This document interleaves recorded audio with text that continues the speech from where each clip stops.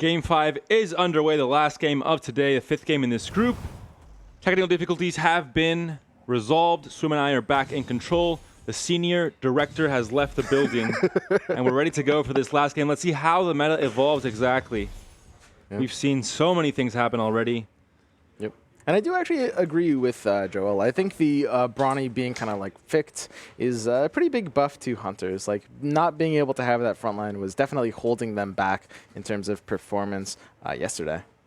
We can see so many different comps shoot for first place in this game. Elusives, 6 warriors with Demon Hunter. Yep. Mages might make a comeback. Knights, of course, always there. Savages even. I've been liking summoning Scrappy. stones. Just being able to kind of like, when you go Scrappy right now, you're usually the only person going it. And it's been performing pretty well. It shows the meta is far from being solved with so many different options being available for these players. And it's changing every game, really. I mean, it's not the same comp that's winning. Right. I think that's what these auto-battlers have over something like card games, which is that they're kind of auto-balancing, right? Like, you know, you can't really go the same thing as too many other people are going. And this free reroll mechanic on losses kind of makes that even more so. Like, you really, really don't want to be on the same path as other people. We see 2 people upgrade 2 stars already. Usach's Venomancer versus Cmel's Enchantress. And, of course, snofe. Very strong performance from him today. It was expected by some players that kind of knew his ability. Currently leading the group. Woo. And that's a lot of level 2s for this early on. This is normally like if it happens round 10, that's normal. Round 3, though, it becomes a bit scary. Yep. You'd hate to be a person without a level 2 in this lobby. It might be Joseph, though. Yep, there it is. It's always Joseph. Can't be surprised with that one.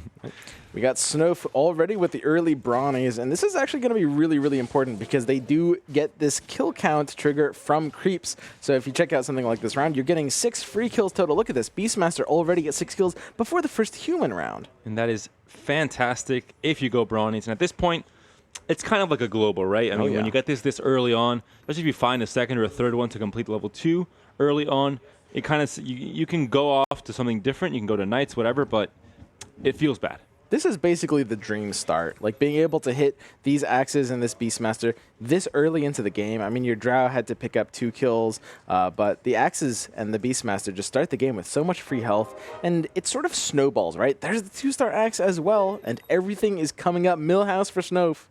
Now I might see what happened last game or 2 games ago. Elusive player wins. 3 players go Elusive. Brawny with Hunters wins. We might see players going Brawny Hunters now. We'll see. Yep. But snofe is kind of the inventor, let's say, for today at least, of this new build. He's been doing very well with it, and he's starting off again with a level 3 axe or level 2 axe. And we almost have the nuts items as well. Chainmail, gloves, and blink dagger, all 3 top tier items for their slots. And it's just going to run over 4 HE's board here. One of the things about Brawnies early is you've got a few different ways to kind of path them in the late game. You can do something like 2 Brawnies with like 6 Hunter backline, or you can go 4 Brawnies with 3 Warriors and 3 Hunters if you want to get the second tier of Brawny perk.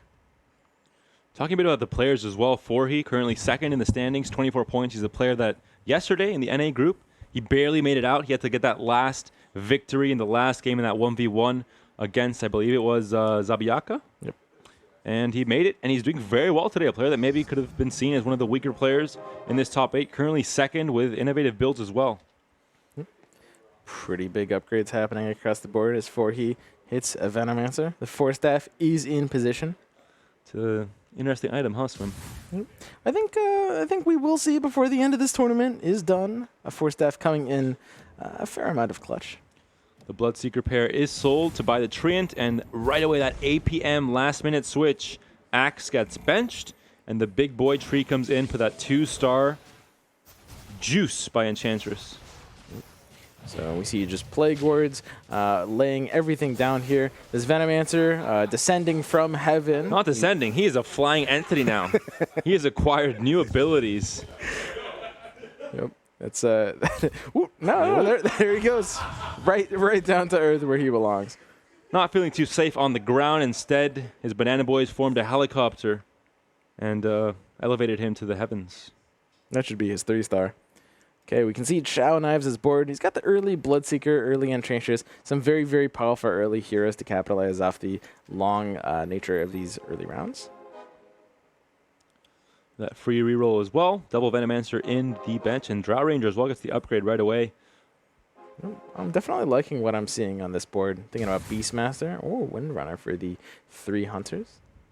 Very early 300s. Normally you like to see more of a front line first, but Enchantress, the only front line, is a bit sketchy. Might not be enough, and these Hunters can get killed.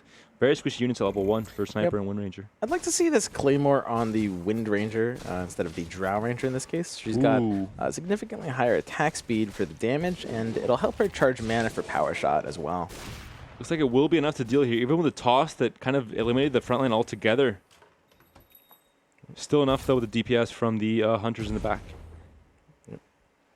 All right. So the top board at this point is Cmel, undefeated thus far.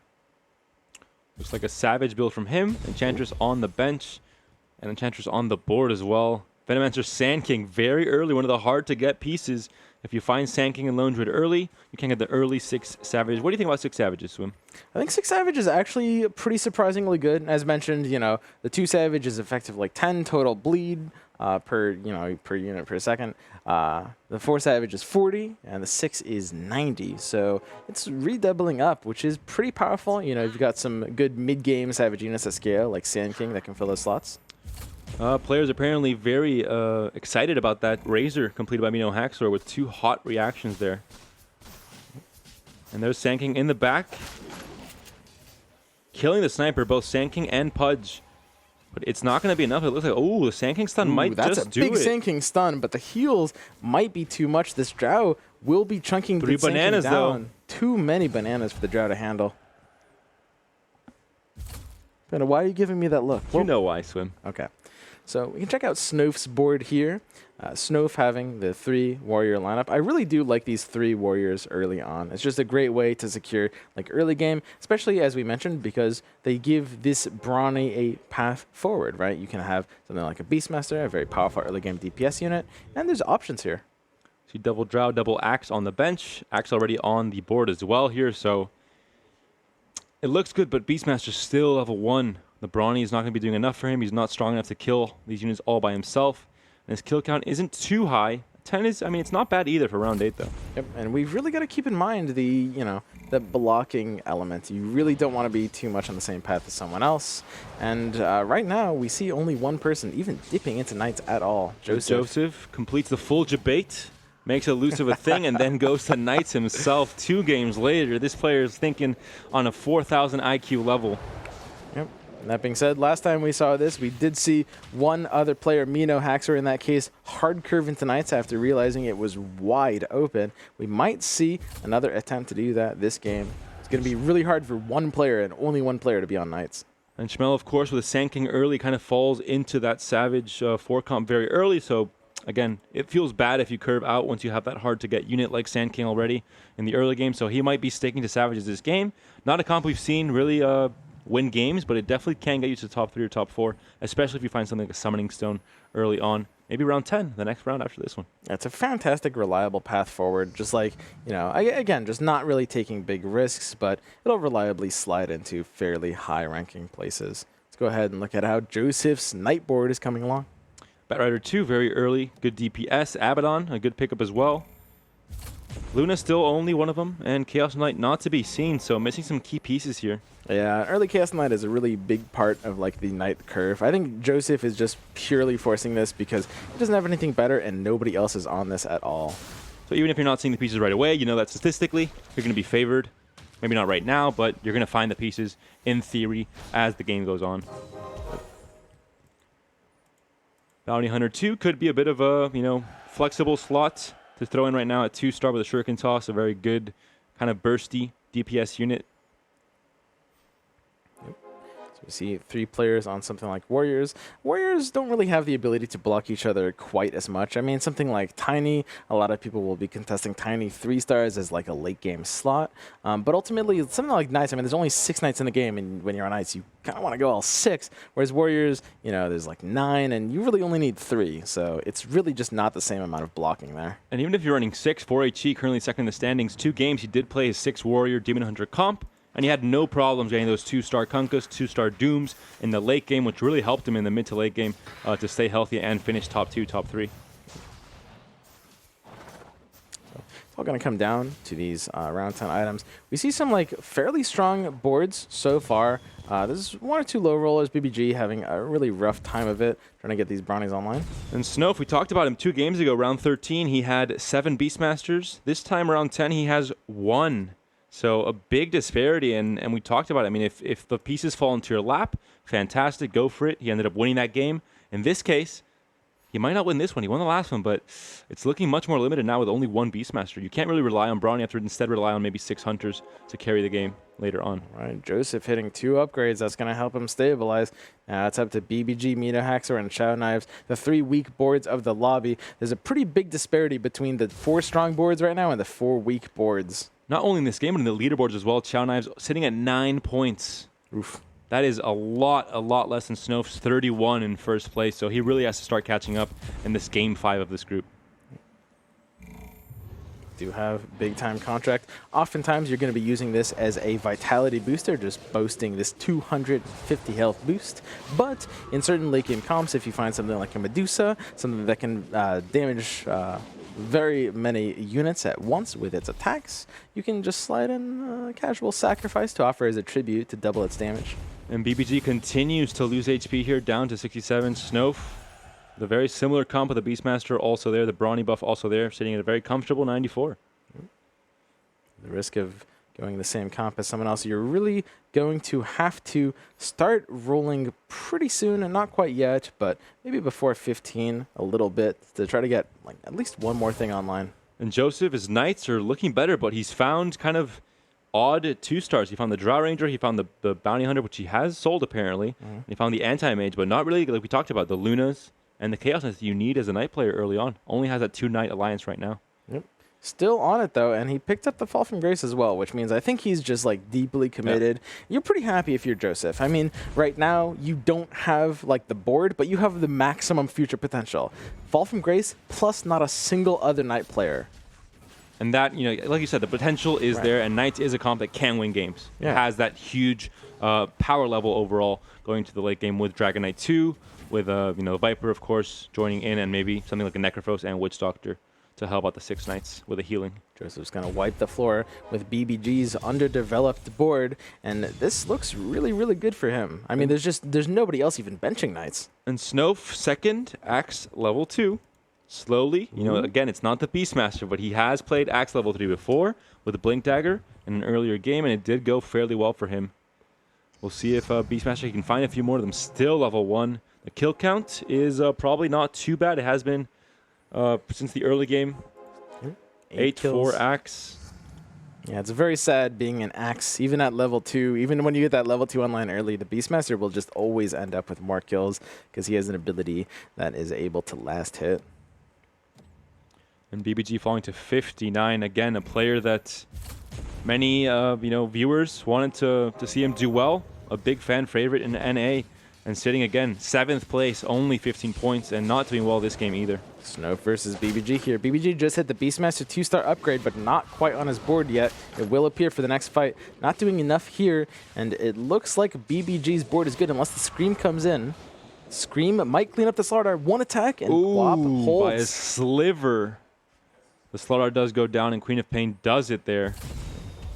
So that does end BBG's lose streak, which might actually be out of his favor here. I mean, he still has a weak board. You don't necessarily want to end a lose streak before you can actually start fighting for the board. Especially when if he would have lost there, it would have been very little HP, only 1 unit left. It wasn't a big stomp either. Yep. See Snofe picking up an early Lone Druid. Decides to sell out of it, though. YCA combines Tiny number 2. Has a Savage bench, Savage board, but maybe not as strong as he would have liked. He does have Venomancer 2, though, with a Brooch. A very, very strong unit. So you got a bit of a odd board, though, with Witch Doctor thrown in. I'm definitely a fan of the idea of like the 4 Savage early game. It's pretty awkward having the Witch Doctor here over something like level 2 Enchantress, though. Yeah. Definitely not the ideal situation. I guess he just favors the Warlock bonus a bit more than the 4 Savage right now. And he will go down to MeNoHaxor's board. Check out BBG's board. Recently upgraded the Beastmaster. And he has big time contract on it as well. No Bloodbounds to show for it. We'll see Brawny all around. I mean, we see both Chow Knives, BBG, and Snofe on Brawny, so we talked about it. Elusive wins the games, 3-player goes Elusive.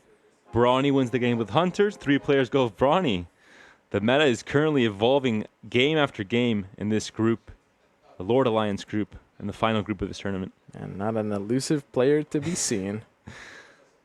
We see Snofe picking up 2 powerful upgrades. The top board to beat, this is almost unbeatable right now. As we go deeper into round 15, he's level 6 with mostly 2 stars, completing Warrior, Heartless, and Brawny. Second Beastmaster is found. The third one, getting that level 2 Beastmaster, will be a huge power spike as well for Snofe. Not only for the current game, but also for the end game, getting a much higher kill potential throughout the next few rounds, and getting a higher health pool with the Brawny buff for the late game.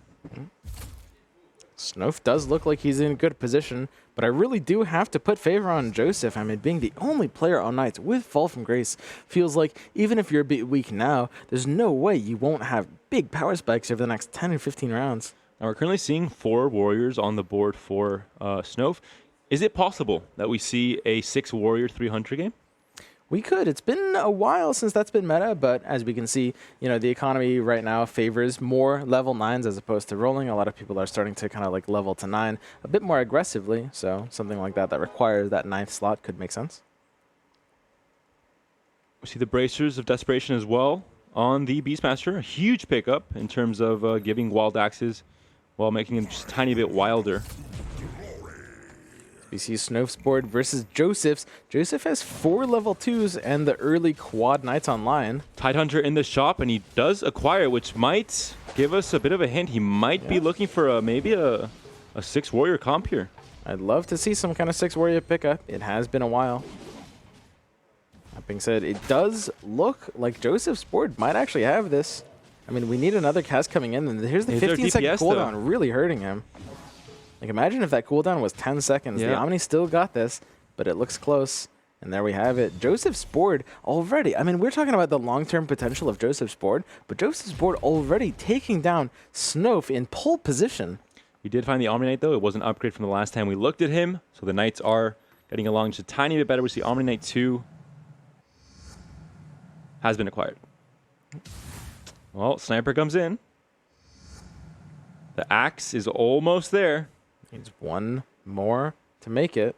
Slardar there as well. Might look for a Slardar 3 if he does end up keeping Slardar for later on. If we see him... Oh, he doesn't stop, so he's not looking for that just yet. He's going to go ahead and show a little bit of patience here. Not only so close to the Axe, but 2 away from the Drow Ranger as well. So we're going to see Snofe upgrade to a very, very powerful Hunter build very soon. Now, Lycan is in the shop. If Lycan is acquired, it could be a big tell. He is going to end up going for the more usual 6 Hunter build. If it isn't, that could be a telling sign that he's going to go for Warriors instead. But this is this a big board loss. just completely pummeled him. Oh, my. Now taking the delayed level to 7, but taking a huge chunk of 15 damage for that. That's a lot for round 17. Definitely not what you want to see this early on when you're trying to just assemble your comp. You don't want to start taking so much damage this early. Yeah. I gotta say, I'm really liking Beast still right now. The kind of like built-in Tooth and Claw effect makes 2 Savage really quite weak, but 4 Savage is a gigantic power spike that I think will just carry any board through the mid-game. Joseph is currently streaking. I believe he did just combine the Abaddon 2 as well, so we talked about it. He was missing key Knight pieces. He's still missing the Chaos Knight, though. But Abaddon 2 is a great replacement, and he finds the 4 Knight comp as well with Batrider and Luna. It's Usage. Now keep in mind, Tooth and Claw, or rather the built-in Savage Alliance, does deal pure damage on the damage over time, on the bleed on the Savage units. Goes through Knight Shield, which is very important for this mid-game matchup.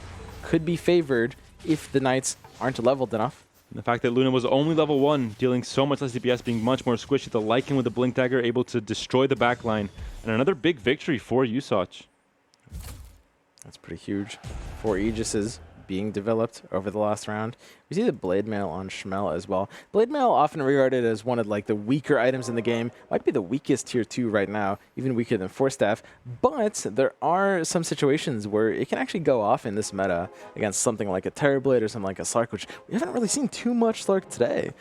Snofe There it is. Combined Axe level 3, round 19, so a bit later than usual, but still a strong pickup. And there we see the Blink Dagger Axe level 3, Deja Vu from a few games ago. This is going to do very, very nicely. This is around the point of the game where you're looking for the stabilize. He's still on a loose streak. He hits Chow Knives' board, and Chow Knives is basically on a weaker version of his board, so snofe has to feel good here. Huge Berserker's Call from Axe's immediate blink. When we talk about the 6 warrior possibility, we currently see 5 of them on the board, so it looks like it's going to be a thing. Disruptor, of course, the 4th brawny unit on the bench as well. And looks like another big defeat for snofe against Chow Knives. Still a little too late. Usach is going into the 6 Savage board again, I believe. Representing 5 right now. He will have to take the 6th unit, the Sand King, when he finds it. I gotta say, Usach has been definitely feeling these Savages. I'm starting to feel them too. Round 20, so a bit of a breather for all of these players. They can stall out, get a few extra gold coins here. And take up, just a breather. Not going to take any damage, of course, even if they lose against these creeps. Only going to set them back a tier when it comes to the items they're offered at the end of it.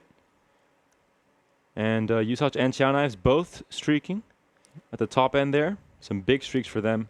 4 HE at the very bottom. 2nd place in the standings, but currently 8th in this game. We see the fairly irregular double scrappy composition here. Usually, throughout these games, if you're scrappy, you're the only person on them. But they're a little bit contested here, and both players are thinking about going AM Terrorblade. This Potato might have this Knight player here, though. The clutch stun, though, Potato's could be enough. strong. I think this has him. Oh, the one hit on Luna as well. Still level 1, so Joseph missing the Chaos Knight altogether. And Luna, round 20, still level 1 is not what we want to see as a Knight player. Yep. Omni Knight, on the other hand, though, it's all over the place. He's 1 away from a level 3 Omni Knight. Yeah, and I think this is why on the Produce Isle, it's very important to skew your board to the right side. You want to be powering down that Potato nice and early before the Tomato, so that situation doesn't happen. There it but the level 3 Omni Knight on round 21. And Chaos Knight finally found round 21, much later than usual. Dragon Knight still has not been acquired from the shop. Would complete 6 Knights if Joseph can find it.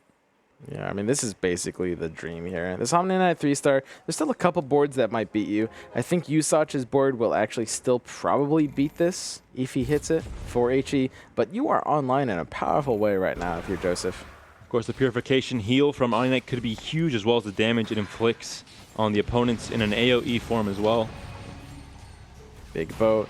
Might not even be necessary in this case, though. This Omni Knight is just running through these mages. The Lina needs the Laguna Blade, but it targets the wrong one. Omni Knight has Purification coming in, but it doesn't cast it. It gets silenced and force-staffed, and it's dead. We talked about it. Situationally, could come in clutch and swim. I think you were right. Huge. I mean, he would have probably won anyway, but let's hype it up for the viewers. No, I think that's a good idea. Usach hits the streak. He is on the path for 6 elusive. Hasn't found it yet, but is on the techies that he rolled into early. That's I mean, Techie's Blink has been in combo since this game was created. I mean, it's fantastic to see. The bomb, of course, was fixed. He gained about 7,000 IQ points after a certain patch. And he now places the remote mine in the correct position. So it's very, very devastating, especially with Heartless. Chow Knives hitting the Beastmaster 3. A really big upgrade to this board as well. Hits BBG, who's still looking to stabilize at 26 health. Not representing a strong board at all. Level 1 Tidehunter finding a way onto this board. I think Chow Knives is very favored here, which is going to chunk BBG's health further. Ooh, that's a big meat hook, though, on the Sniper. Big Pigeon, it gets chunked down. But I think it's going to be enough here still with the Beastmaster level 3. And again, we talked about it. 3 players going for Brawny. Chow Knife seems to have gotten the better end of it with a level 3 Beastmaster round 22. A good round to have it. And snofe defeated, 11 damage. Let's look at his board because I think he's the one that got maybe the shortest end of the stick when it comes to the Brawny build. Beastmaster still level 1. Ooh, and we're on round 22. But combining the Drow 3 that is true. with the Mask of Madness is a really big one. At the same time as BBG gets the Wind Ranger online. The Hunters are starting to creep up. All 3 players hitting big upgrades recently. And of course, you have the 4 Brawny Disruptor, Juggernaut, Beastmaster, and Axe, although it's very lopsided. Axe level 3. Beastmaster, your carry, still level 1. And Juggernaut, just level 2, kind of just there for the Brawny buff. BBG hitting the Beastmaster. Snofe still hasn't upgraded him. Snofe still has a Beastmaster 1. That's not really doing too much on his board. BBG at 14 health, no Aegis, no 3 stars. He could lose at any moment. He hits Cmel's board, Cmel on Beast with an early Troll Warlord roll. If he takes 14, he's out. That's a lot of health bars up. The Sniper has to carry. A huge power shot from Windranger, and looks like it's going to be enough here. Windranger, Drow, and Sniper helping BBG hang in here, and he needs to because he's currently 7th in the standings. He needs to get a good placement in this last game, for today at least. 4HE dealing a lot of damage to Snofe's board, as Snofe chunks as well. BBG hitting the Drow 3. Huge upgrades happening all at once for these Hunter players. 2 players now on the Drow 3, so something you don't see every day at all. Hunters back in business. Players are forcing them and finding the correct pieces, or some of them at least.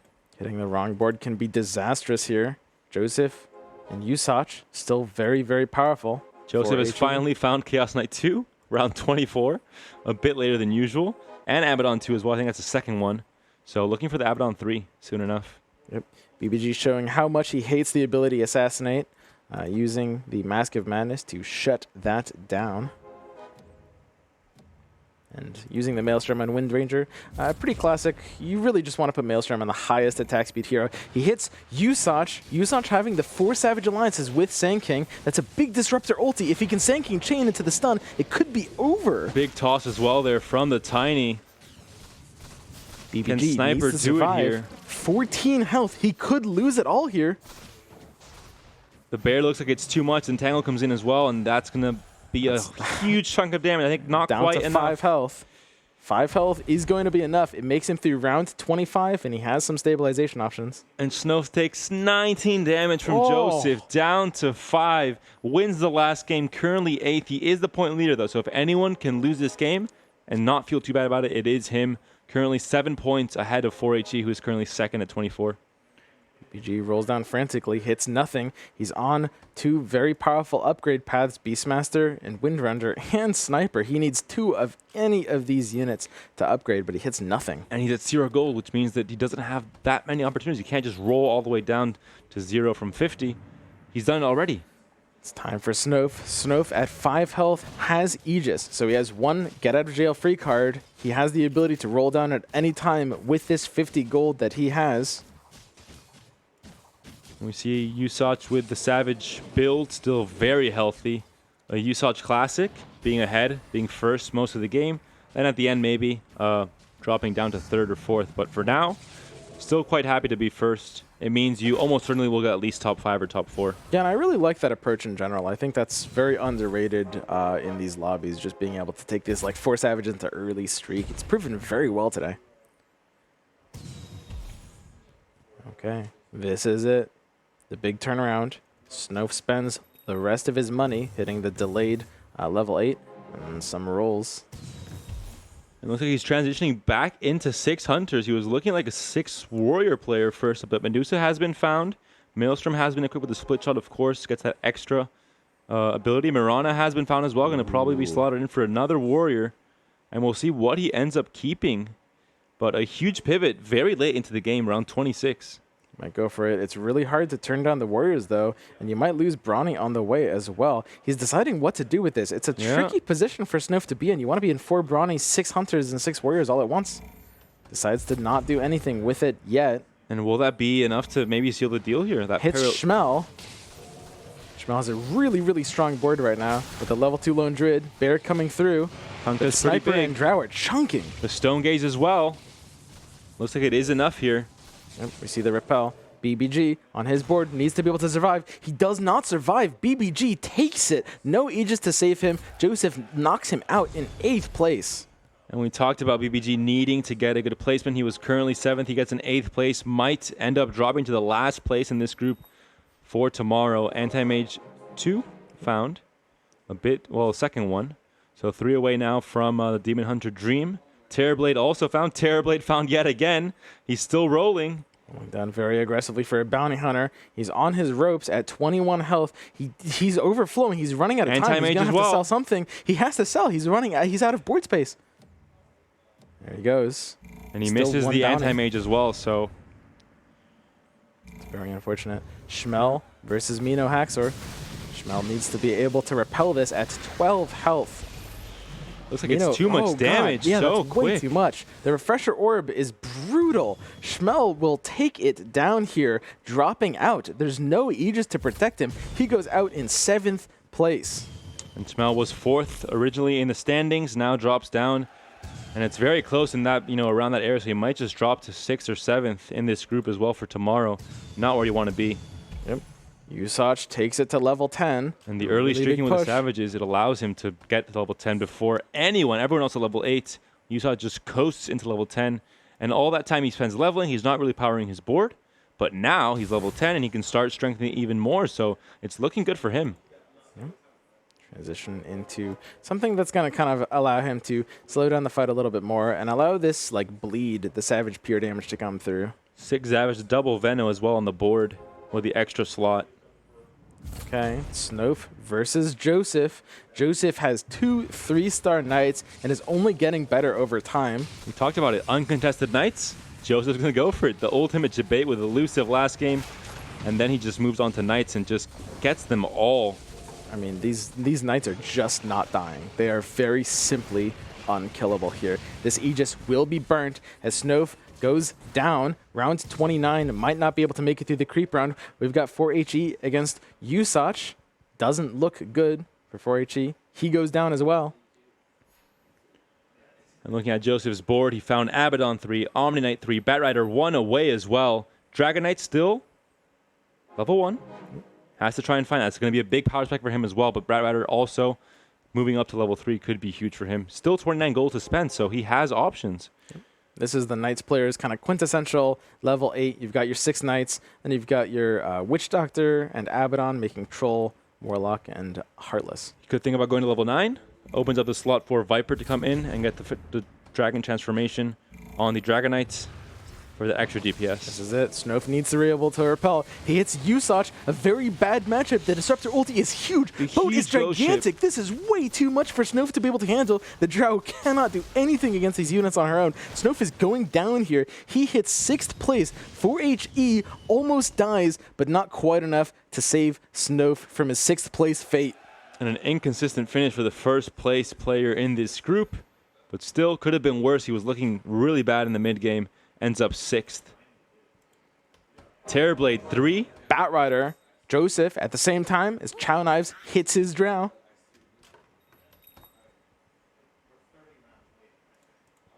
Snofe could not find the right comp. He was kind of pivoting between 6 Warriors and 6 Hunters. In the end, in the mix-up, I think he ended up falling. Again, unlucky also with the Beastmaster early on, if he was going for the Brawny build from the beginning.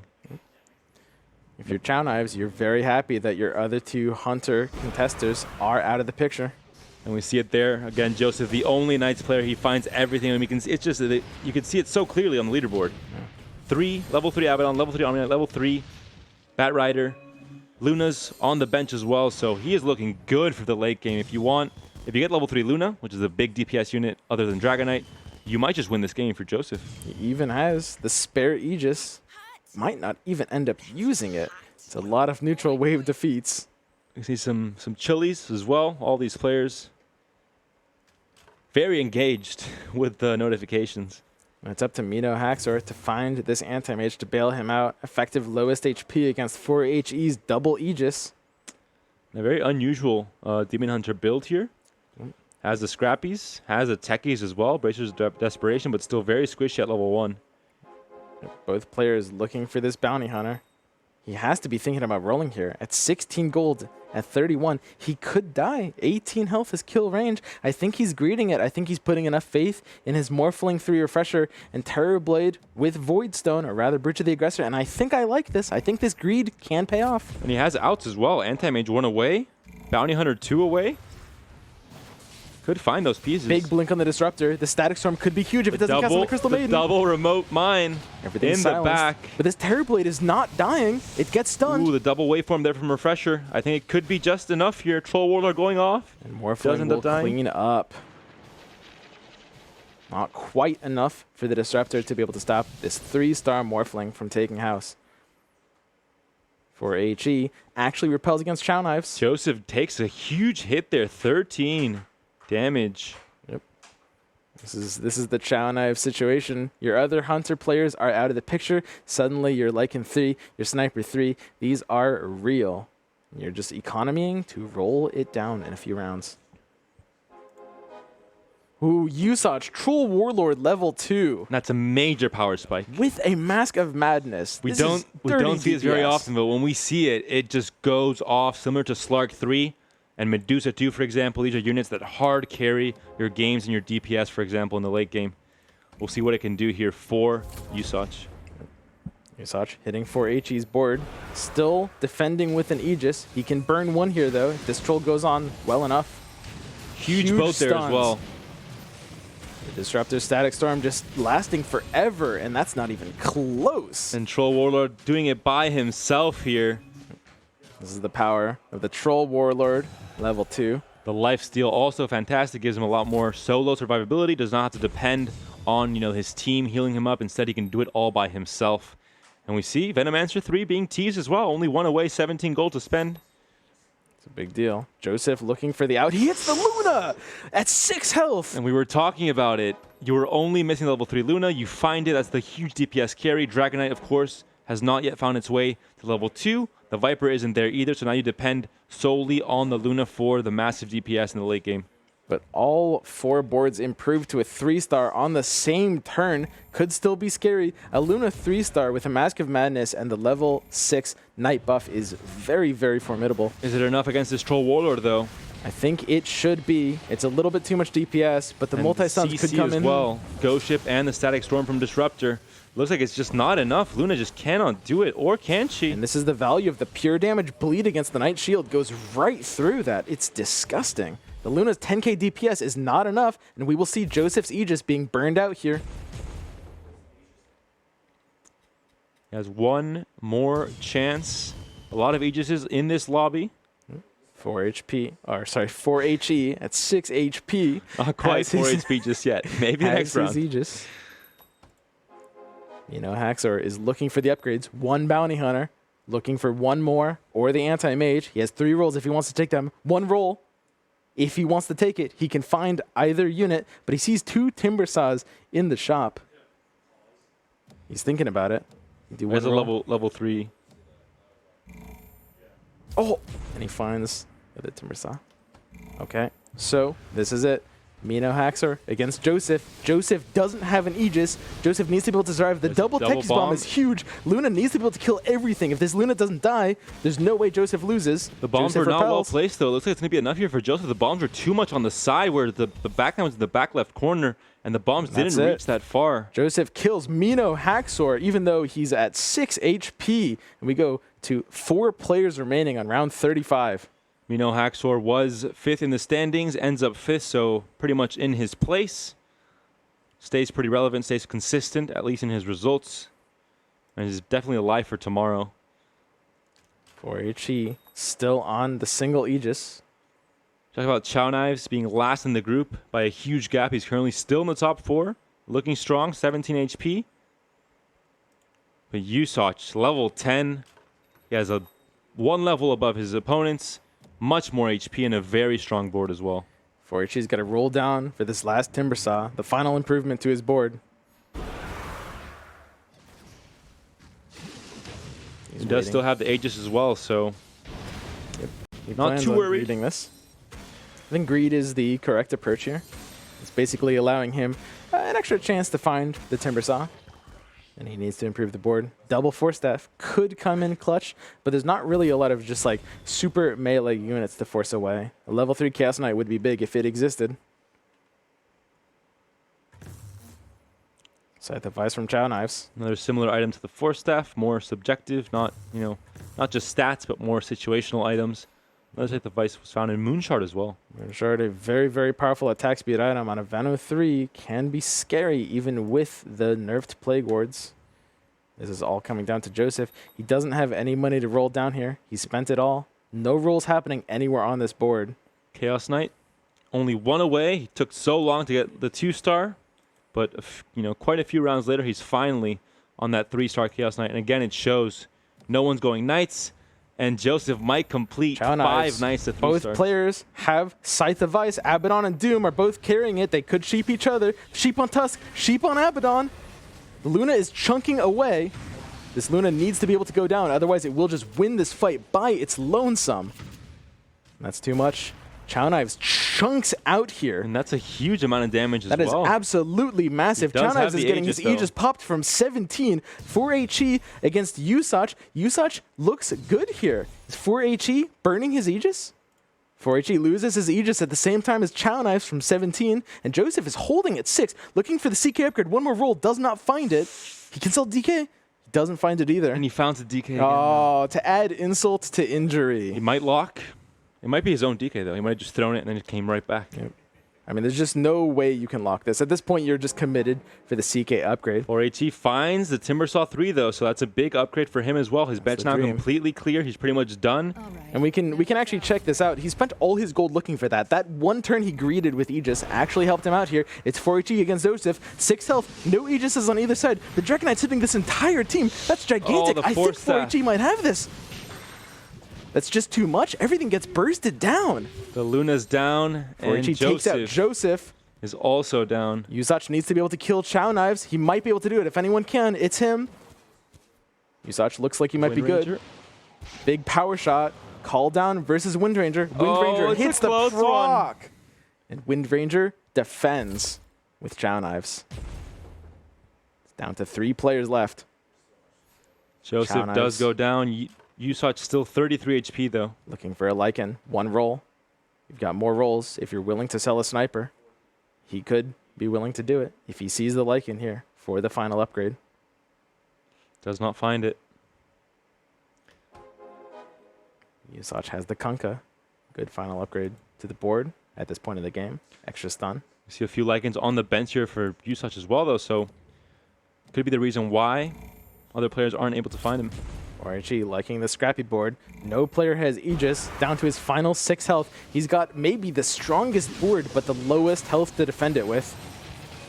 Huge The team ghost ship fight, whiffs just missing completely. left and right. This Dragon Knight is chunking through all of this HP, though. Is it Dragon enough to Knight- level I 3 don't bears? think Seems to so. be too much The here. Savages the Savages are just chunking through him. 4HE is going to go down here. The puck can't do enough on its own, and 4HE goes down at the same time as Chow Knives. Usach is winning. Yeah, That's Usach it. takes it. Very unclimatic finish there, but Usach, he was sitting at 33 HP. We talked about him being almost always in the lead in the early and mid game and then falling off. But in this case, he found the win here. Again, he leveled to 10 very early. He had a great economy. He was able to get that above his opponents in terms of levels. Yep. And HP as well. Being 33 HP, very, very, very healthy.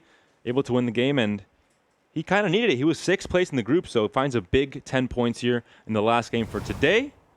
We're done for now, but tomorrow will be the final day of this tournament, the last 5 games in this group. And analyst panel, please break down this last game today for us.